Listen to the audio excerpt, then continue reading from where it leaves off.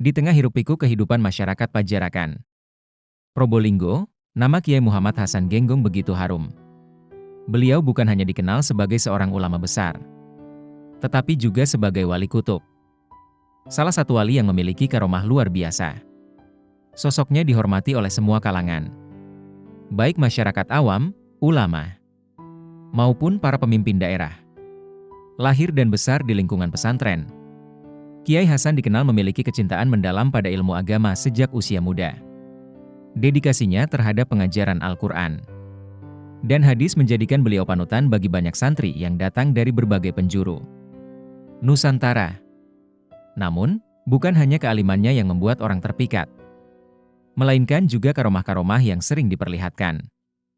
Atas izin Tuhan Yang Maha Esa, hari itu adalah hari Jumat, momen yang selalu diramaikan dengan pengajian di masjid pesantren yang diasuh oleh Kiai Hasan. Para santri telah bersiap sejak pagi, membersihkan masjid, mempersiapkan tempat duduk untuk jamaah, dan memastikan segala sesuatunya tertata rapi. Setelah melaksanakan salat duha, Kiai Hasan memasuki masjid dengan langkah tenang. Wajahnya memancarkan ketenangan dan wibawa yang luar biasa. Beliau mengenakan sarung sederhana dan baju putih khas ulama. Jamaah yang hadir segera memusatkan perhatian pada beliau, menanti nasihat-nasihat penuh hikmah yang selalu mampu menyejukkan hati. Saat itu, Kiai Hasan membahas tafsir tentang keutamaan berserah diri kepada Tuhan.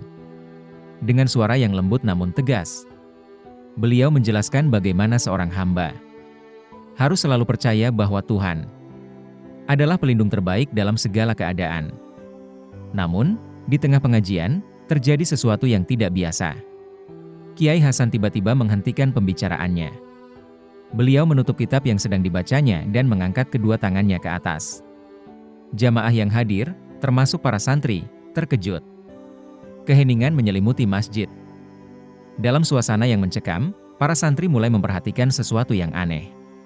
Sarung Kiai Hasan perlahan-lahan basah, seolah baru saja tercelup ke dalam air. Air menetes dari kain sarungnya, membasahi lantai masjid. Para santri saling berpandangan, bingung dengan apa yang tengah terjadi. Namun, tak satu pun berani bertanya.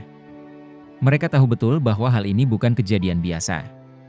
Setelah beberapa saat, Kiai Hasan menurunkan tangannya dan melanjutkan pengajiannya. Seolah tidak terjadi apa-apa. Wajah beliau tetap tenang, dan suara beliau kembali mengalun dengan penuh hikmah. Namun, rasa penasaran terus menggelayuti hati para santri. Setelah pengajian selesai, mereka berdiskusi di beranda masjid. Apa tadi yang terjadi? Kenapa sarung Kiai Hasan bisa basah? Tanya salah satu santri dengan suara pelan. Entahlah. Tapi aku merasa ada sesuatu yang luar biasa. Tidak mungkin itu hanya kebetulan, jawab yang lain. Hingga sore hari, pertanyaan itu masih menggantung di benak mereka. Tidak ada seorang pun yang berani menghadap langsung ke Kiai Hasan untuk menanyakan hal tersebut. Mereka memilih menunggu hingga beliau sendiri yang bercerita. Seminggu setelah kejadian luar biasa yang menggemparkan para santri dan jamaah di masjid, suasana di pesantren Genggong kembali tenang. Para santri melanjutkan kegiatan belajar seperti biasa, namun di sudut hati mereka, peristiwa yang melibatkan karomah Kiai Hasan itu masih menjadi bahan perbincangan. Pada suatu pagi, 5 orang tamu tiba di gerbang pesantren. Mereka datang dari Pulau Bawean, sebuah pulau kecil yang terletak di tengah Laut Jawa. Penampilan mereka menunjukkan bahwa mereka telah menempuh perjalanan panjang. Pakaian mereka lusuh, wajah mereka lelah, dan langkah mereka sedikit gontai. Namun, ada rasa tekad dan urgensi yang jelas terlihat di mata mereka. Penduduk sekitar pesantren yang melihat kedatangan para tamu segera menghampiri. Anda sekalian mencari siapa? Tanya salah satu penduduk dengan sopan. Kami mencari Kiai Hasan Genggong. Kami mohon segera dipertemukan, jawab salah satu tamu dengan nada mendesak. Melihat kesungguhan mereka, penduduk segera mengantarkan mereka ke rumah Kiai Hasan. Saat itu, Kiai Hasan sedang duduk di beranda, ditemani beberapa santri yang sibuk menyalin kitab-kitab. Kehadiran 5 tamu ini menarik perhatian semua orang di sekitar. Setelah menyampaikan salam dengan penuh hormat, Salah satu dari mereka memperkenalkan diri sebagai Sulaiman, seorang nelayan dari Pulau Bawean. Dengan mata yang berkaca-kaca, ia mulai bercerita tentang sebuah peristiwa luar biasa yang mereka alami seminggu sebelumnya. Sulaiman dan keempat rekannya adalah nelayan yang terbiasa melaut di perairan sekitar Pulau Bawean. Pada hari itu, mereka berlayar untuk mencari ikan. Meskipun cuaca tampak kurang bersahabat, gelombang laut semakin besar, dan angin kencang membuat perahu mereka terombang-ambing. Saat sedang sibuk menahan perahu agar tidak terbalik, salah satu dari mereka, seorang pemuda bernama Karim, tiba-tiba terpeleset dan jatuh ke laut. Gelombang yang tinggi dengan cepat menyeretnya menjauh dari perahu. Kami berusaha keras menolongnya, tapi ombak terlalu kuat. Dalam hati, kami hampir menyerah. Kami berpikir, kami akan kehilangan Karim hari itu. Cerita Sulaiman dengan suara yang bergetar. Namun, di saat-saat kritis itulah sesuatu yang tidak terduga terjadi. Tiba-tiba, kami melihat seseorang muncul di tengah laut. Ia mengenakan sarung dan baju putih. Dengan tenang, ia mendekati Karim dan mengangkatnya dari air. Selanjutnya, keempat nelayan yang masih berada di perahu menyaksikan kejadian tersebut dengan mata kepala mereka sendiri. Sosok misterius itu membawa Karim ke perahu mereka, meletakkannya dengan hati-hati, lalu menghilang begitu saja tanpa jejak. Setelah kami selamat dan kembali ke daratan, kami semua sepakat bahwa sosok itu adalah Kiai Hasan. Kami pernah mendengar tentang beliau dari kerabat kami di sini, tetapi tidak pernah menyangka akan mengalaminya langsung, ia tambah Sulaiman. Para santri dan jamaah yang mendengar kisah itu tertegun. Kejadian ini kembali mengingatkan mereka pada peristiwa di masjid seminggu sebelumnya, ketika sarung Kiai Hasan tiba-tiba basah saat mengangkat tangan. Kejadian yang semula penuh misteri kini mulai terjawab. Namun, Kiai Hasan hanya tersenyum mendengar cerita itu. Beliau tidak mengucapkan sepatah kata pun untuk membenarkan atau menyangkal. Dengan tenang, beliau hanya berkata, "Segala sesuatu terjadi atas kehendak Tuhan. Kita hanya perlu bersyukur bahwa Karim selamat dan bisa kembali bersama kalian." Para tamu dari Bawean mengangguk penuh rasa syukur. Mereka kemudian meminta izin untuk tinggal di pesantren selama beberapa hari agar bisa lebih banyak belajar dari Kiai Hasan dan mendalami ajaran agama. Kabar tentang kejadian di laut itu segera menyebar, tidak hanya di Probolinggo tetapi juga ke berbagai daerah lainnya. Nama Kiai Hasan semakin dikenal sebagai wali yang memiliki karomah luar biasa. Orang-orang dari berbagai penjuru Nusantara mulai berdatangan ke pesantren Genggong, bukan hanya untuk belajar agama tetapi juga untuk meminta doa dan nasihat. Namun, Kiai Hasan selalu menekankan bahwa keajaiban yang terjadi bukanlah karena dirinya, melainkan semata-mata atas kehendak Tuhan. Beliau mengingatkan para santri dan jamaah agar tidak terpaku pada karomah, melainkan tetap fokus pada ibadah dan ketaatan kepada Tuhan Yang Maha Esa. Apapun yang terjadi, itu hanyalah alat untuk mengingatkan kita pada kebesaran Tuhan. Jangan sampai kita terlalu terpukau pada kejadian luar biasa hingga lupa pada tujuan utama kita sebagai hambanya, ujar Kiai Hasan pada suatu pengajian. Kisah kedatangan tamu dari Pulau Bawean ini menjadi salah satu cerita yang terus dikenang oleh generasi berikutnya. Cerita ini mengajarkan tentang kekuatan doa, ketakwaan, dan pentingnya berserah diri kepada Tuhan dalam segala keadaan. Bagi masyarakat, Kiai Hasan bukan hanya seorang ulama besar, tetapi juga simbol keberkahan yang mengajarkan arti rendah hati dan ikhlas. Meskipun memiliki karomah yang luar biasa, beliau tidak pernah membanggakan dirinya atau menggunakannya untuk keuntungan pribadi. Hingga kini, kisah-kisah tentang Kiai Hasan terus diceritakan dari mulut ke mulut, menjadi bagian dari sejarah spiritual masyarakat Nusantara. Pesantren Genggong tetap berdiri kokoh, menjadi salah satu pusat ilmu agama yang melahirkan generasi-generasi beriman dan berakhlak mulia. Dan di setiap pengajian, para santri dan jamaah selalu mengingat kata-kata Kiai Hasan. Segala sesuatu hanyalah alat untuk mengingatkan kita pada kebesaran Tuhan. Jangan pernah lupa untuk bersyukur dan berserah diri kepadanya.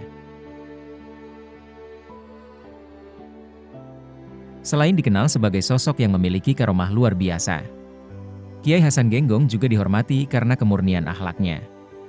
Salah satu cerita yang sering diulang oleh para santri dan ulama penerusnya adalah tentang perjalanan beliau saat masih muda, ketika menuntut ilmu di pesantren Syekh Conakholil di Bangkalan, Madura. Perjalanan menuju pesantren tersebut tidaklah mudah. Jarak dari Pajarakan, Probolinggo, menuju Bangkalan cukup jauh. Apalagi pada masa itu belum ada kendaraan seperti sekarang. Kiai Hasan, yang saat itu masih muda dan penuh semangat, memilih berjalan kaki untuk sampai ke sana. Dalam perjalanan panjang itu, tersimpan banyak kisah yang menunjukkan betapa beliau sangat menjaga adab dan akhlaknya. Tidak hanya kepada manusia tetapi juga kepada alam dan makhluk hidup lainnya. Gus Haris, seorang cucu murid Kiai Hasan, pernah menceritakan salah satu kisah yang menggambarkan kesalehan akhlak Kiai Sepuh. Saat dalam perjalanan, setiap kali beliau melihat burung yang sedang makan di jalan, beliau akan berhenti. Tidak peduli seberapa lelah atau tergesa-gesa beliau, Kiai Hasan memilih menunggu sampai burung tersebut selesai makan dan terbang menjauh. Beliau tidak ingin mengganggu rezeki burung tersebut. Ujar Gus Haris dengan penuh takzim. Bagi Kiai Hasan, rezeki adalah hak setiap makhluk hidup. Dan tidak ada seorang pun yang berhak menghalangi makhluk lain mendapatkan haknya. Bahkan seekor burung kecil sekalipun. Sikap ini menunjukkan betapa beliau sangat menjunjung tinggi nilai kasih sayang kepada seluruh makhluk ciptaan Tuhan Yang Maha Esa. Selain itu, Kiai muda, salah satu penerus pesantren Genggong, pernah menceritakan hal lain yang juga menjadi teladan luar biasa dari perjalanan Kiai Sepuh. Beliau pernah bercerita bahwa selama perjalanan, tidak pernah sekalipun memetik daun dari pohonnya, apalagi sampai merusak. Bagi beliau, daun-daun itu memiliki haknya sendiri untuk tumbuh dan menjalankan perannya di alam. Beliau sangat menjaga akhlaknya, tidak hanya kepada manusia, tetapi juga kepada semua makhluk hidup, kata Kiai muda. Cerita ini menegaskan bahwa Kiai Hasan bukan hanya seorang alim dalam ilmu agama, tetapi juga seorang pecinta alam yang sangat menjaga hubungan harmonis dengan lingkungan. Baginya, setiap makhluk hidup adalah ciptaan Tuhan yang harus dihormati dan dilindungi. Setelah menempuh perjalanan yang panjang dan melelahkan, akhirnya Kiai Hasan sampai di pesantren Syekh Conakholil Bangkalan. Beliau diterima dengan baik oleh Syekh Conakholil, seorang ulama besar yang juga dikenal sebagai guru para wali di Nusantara. Di bawah bimbingan Syekh Conakholil, Kiai Hasan semakin mendalami ilmu agama, khususnya tasawuf, fikih, dan ilmu-ilmu alat seperti nahwu dan syaraf.